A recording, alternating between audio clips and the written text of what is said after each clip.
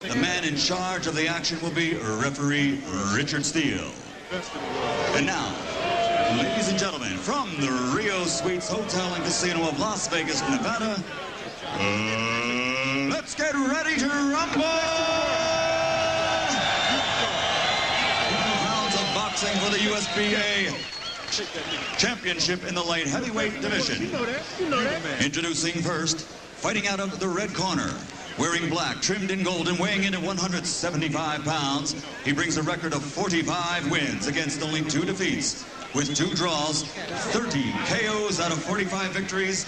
Ladies and gentlemen, he is the challenger from Ann Arbor, Michigan, the former middleweight, former super middleweight champion of the world, James Lights Out Toney.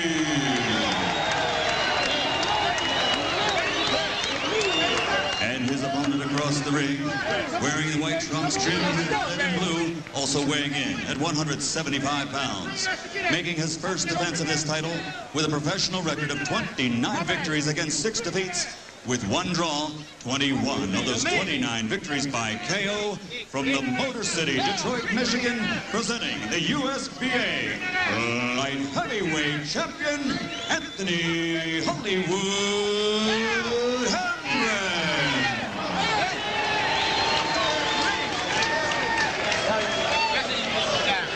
All right, I spoke to both fighters in the dressing room. Caution again. Obey my commands at all times. Shake hands and good luck. So we are ready for action now for the USBA Light Heavyweight Championship. And while there is a title at stake, the interest clearly is on James Toney. Has he come back?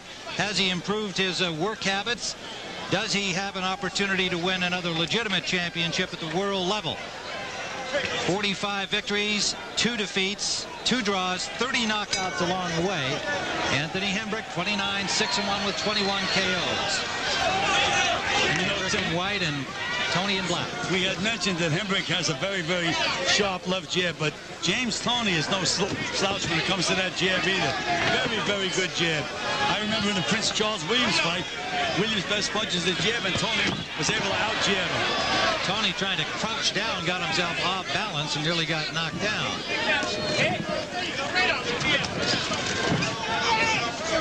Don't hold him. Don't hold him. James Toney, a list of victories are much more impressive than Hembrick's.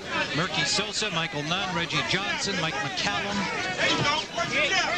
Iran Barkley, Tony Thornton, Prince Charles Williams, and for Hembrick, really his only significant win over Leslie Stewart, who at that point was on the downside of his career.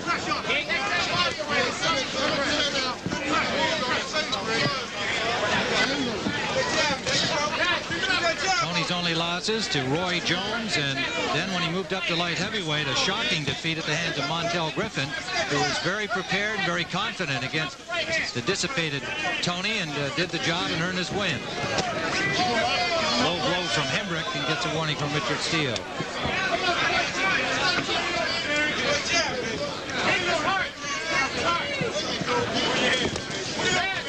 110 degrees at ringside.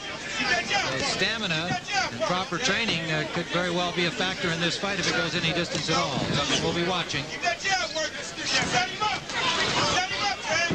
Overhand right by Hembrick, landing, grazing the chin of Toney.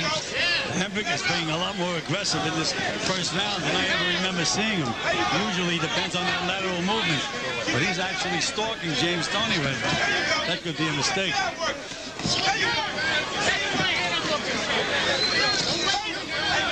Under a minute to go in round 1. Hembrick has been circling and firing in and out. He feels his best strategy against the good counterpunching of Toney, and something that he failed to do in the 6th-round knockout he suffered at Toney's hands last January, a year ago January. Don't hold him. Don't hold him.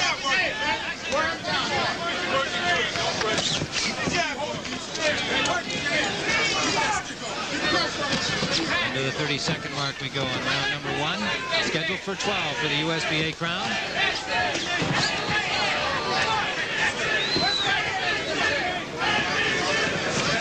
Toney has been using body movement a lot more than footwork to avoid punishment. And every once in a while he gets a little awkward and trips. of round number 1. This 12-rounder from Las Vegas, Nevada, live on the CBS Sports Show. He has provided some of the most memorable and exciting moments in sports history. We are back for round number 2, scheduled for 12 from the Rio Hotel in Las Vegas. Anthony Hembrick, the champion in white. James Toney, the challenger in black. USBA light heavyweight title at 175 at stake. Tim Ryan with Gil Clancy. Pat O'Brien here in Las Vegas. And Tim, we had mentioned that James Toney had a very, very good left jab. In his score, Eddie Mustafa Muhammad said he's supposed to have a good jab. I want you to establish your jab. And if he can out-jab a jabber, it should make an easy fight for him. Eddie Mustafa Muhammad taking over the training duties. The long tenure of Bill Miller in James Toney's corner, and he offloaded Miller just in the last couple of weeks. Eddie Mustafa, known as Eddie Gregory early in his fight career, was light heavyweight champion of the world. And there's a good solid left hand from Toney that backed up Hembrick. Anthony Hembrick, a member of the U.S. Olympic team, the 1988 squad, and unfortunately for him, best remembered as the man who missed the butts and therefore lost his fight. There's a no-shot. A left hand. It wasn't a hard punch, Tim. He was just at his feet even. He was a little bit off balance. Hembrick looks all right. No, he's fine. He really did not get hurt with that punch, but it may encourage Toney to go after him. You got nailed with that one, though, Tim. That was a good, solid left hook by James Toney.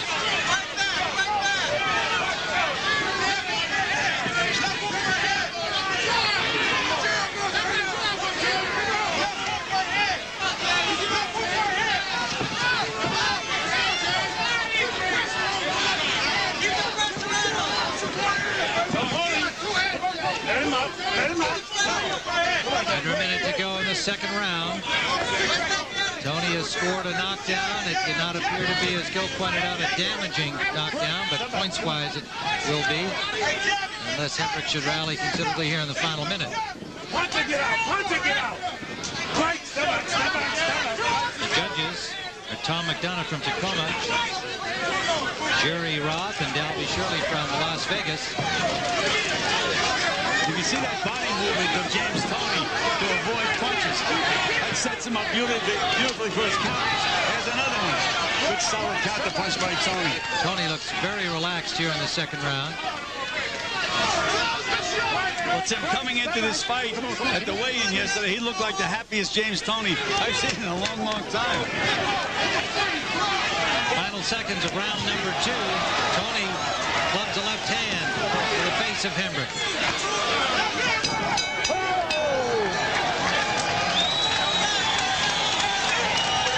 So Anthony Hembrick taking a little punishment, a knockdown, and then as Gil pointed out, the tougher punch that immediately followed is getting to his feet.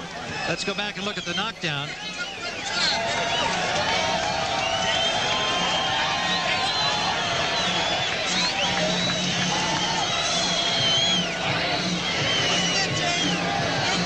Gil, it does appear that he's a little off balance there. Looked like he was backing up and then got that left hand. He was backing up, and he had pulled his left foot back. His feet were even, had nothing behind him. Now, this is the following series, and this was the more significant blow from Toney after Hembrick got to his feet. Yes, that was a solid, solid left hook. That should have been the one that knocked him down. He just did come A good round. James Toney. Keep coming back with the hook. Right? Keep coming back with the hook. Give him a take it to him, say, you the boss here. You the boss. His manager, Jackie Callan, working in the corner, brought an umbrella for the sun here in Las Vegas. Good thinking on her part. And in the corner of Anthony Hembrick, no such shade. His trainer, Al Smith, his manager, Arnie Rosenthal. Hembrick is fighting like he's trying to apologize. He had Toney wide open that time to shoot a right hand, but he did not throw the punch.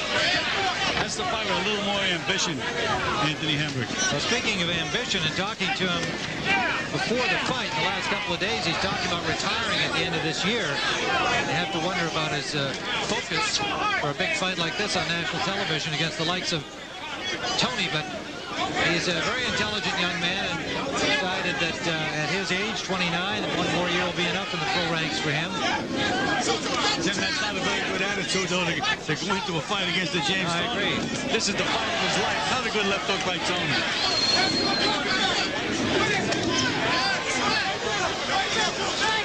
What's happening? Hembrick is not able to score with that left jab. Toney is able to counter it. He's not throwing a stiff left jab at all, Hembrick. Just shooting it out there. We saw some of that in his last fight when he won this title from Rudy Nix. The jab was effective for him, but there wasn't much sting on it. You can Eventually, he cut Nix. You can see Toney is flat-footed. He's looking to load up, and Hembrick is just flicking that left jab out there. In the third round, Toney hasn't been bothered by the jab at all through the first three. Hembrick has to hit Toney with a couple of solid punches to get his respect. Otherwise, Toney's going to walk right through him.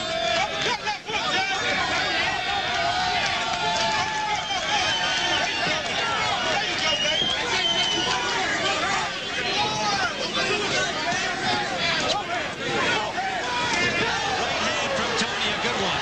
That rocked Hembrick and backs him up.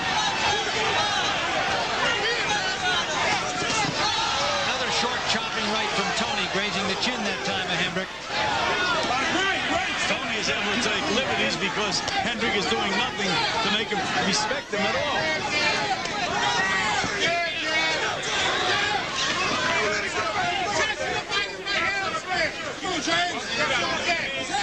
Good concentration on the part of James Toney. Eye on the target at all times and very relaxed looking. Under 30 seconds to go in the third. Short with a wild right hand, left hook back. Got a piece of Hembrick as he was pulling away. Again, Tim, Hembrick is trying to jab and get out of the way at the same time, and he can't do that.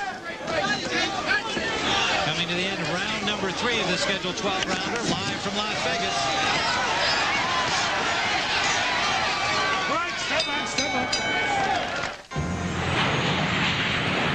Some people can't afford to worry about the fuel in their...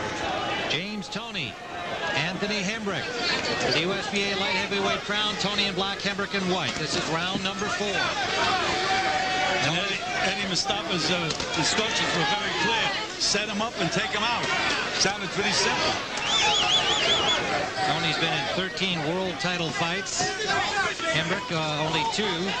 Lost in a WBO title try to Leonzer Barber, and then lost to Henry Motzke, the outstanding German light heavyweight champion of the IBF. Going 12, but losing a decision to Motzke. Tim, despite putting on that 15 pounds from the weigh-in yesterday until today's fight, Toney looks pretty sharp to me, pretty alert, good defense, slipping punches, and countering very, very well. There's that good snapping jab of Toney's again. How do you put on 15 pounds in less than 24 hours, Gil? Well, what happens, Tim, he was dried out to the bone. He probably dried out for 48 hours. Didn't have any liquid in him at all. So anytime any liquid he puts in after the weigh, it just stays in his weight. And I never like to do that with a fighter. Should make him sluggish. But Toney does not look sluggish to me today.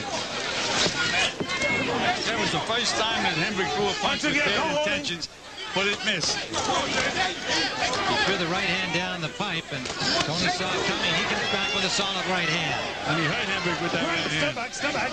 Let him go.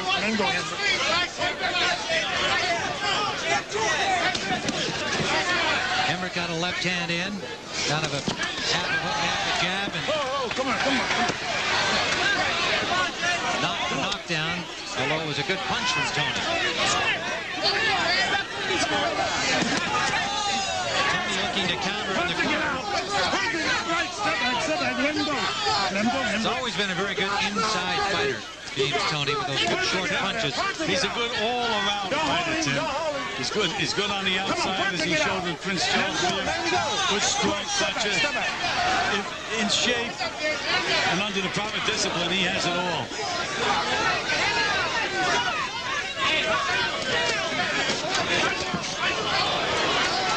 Again, Hembrick is not trying to counter. Toney's able to take free shot after free shot, even when he misses. Hembrick doesn't counter.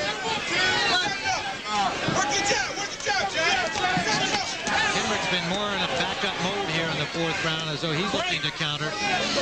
Let him go, let him go. The first couple of rounds, he at least was, as he was circling, he was coming in and out.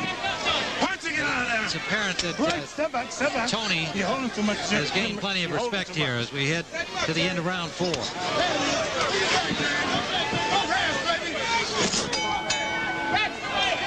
They test car batteries here. They test pickup trucks here. And when they test yard machines, they go... This is round number 5 of a scheduled 12-round USBA light heavyweight battle, and Hembrick comes out firing here in the opening seconds. Toney just covering up. And Hembrick's talking to Toney now. He's saying to him, come on. Maybe somebody woke him up in the corner. Right.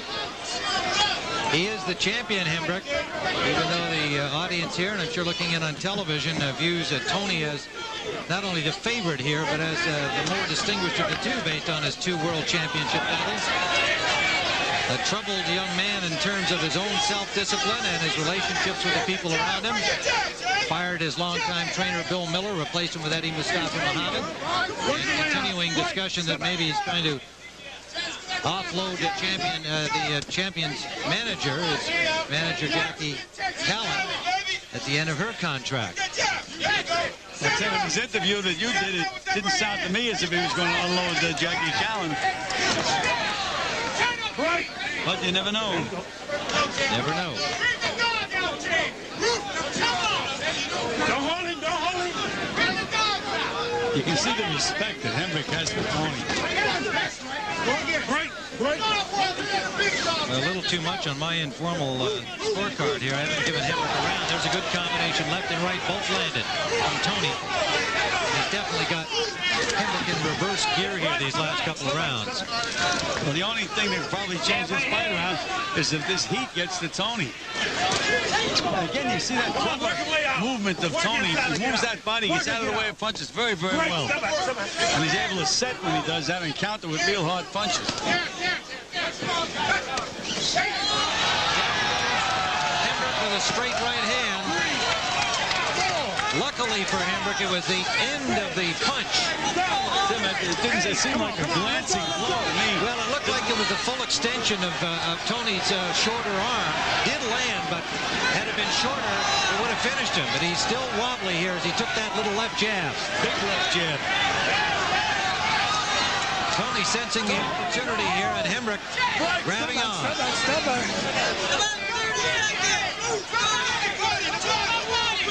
Again, you can see how Toney can load up because he can walk right through Hembrick. There's a good left hook by Toney. And Hembrick wisely grabs on to Toney as he started to pour the ammunition on again. Down come the hands of Hembrick. Good right hand by Toney again. And Hembrick is killing the clock. There's all that amateur experience coming out now.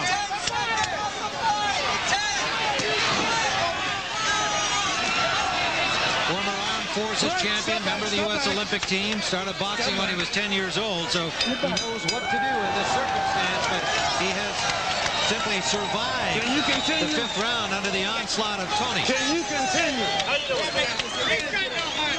Referee Richard Steele asking Hembrick if he can continue.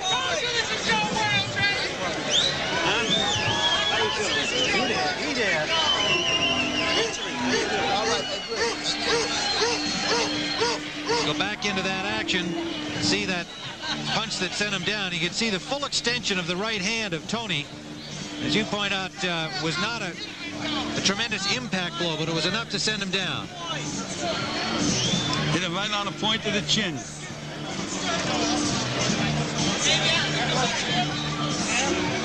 So the second knockdown scored by James Toney. He had Hembrick down in the 2nd. And again in the 5th round. Hembrick wisely hanging on near the closing seconds of the round to get himself into round number 6. Richard Steele, the referee, asked if he could continue, and he affirmed that he could. See how far he can go here in the 6th. He's not off his stool yet, and he's not going to get off. It's all over. Hembrick did not get off his stool to answer the bell for round 6. Well, Tim, apparently what he said to you in the interview yesterday, he really meant. He wanted to finish boxing without having too much damage. Well, Anthony Hembrick has given up up his USBA crown to James Toney, sitting on the stool. And you can see as he came around here, he's holding on to his crotch there as though he may have taken a blow there during the 5th round. I didn't see that occur, but evidently he was simply feeling that he was outclassed here. There was no point in going forward. Let's go back and look at the knockdown. That's the right hand that sent him down, landing on the point of the chin, but had he been a little closer to him, that would have been a knockout blow because it was a clean, unimpeded shot. Just simply caught Hembrick backing up and not with the full impact that Toney would like to have had. Nonetheless, it was enough to discourage the champion Hembrick. Fails to come out for round number 6.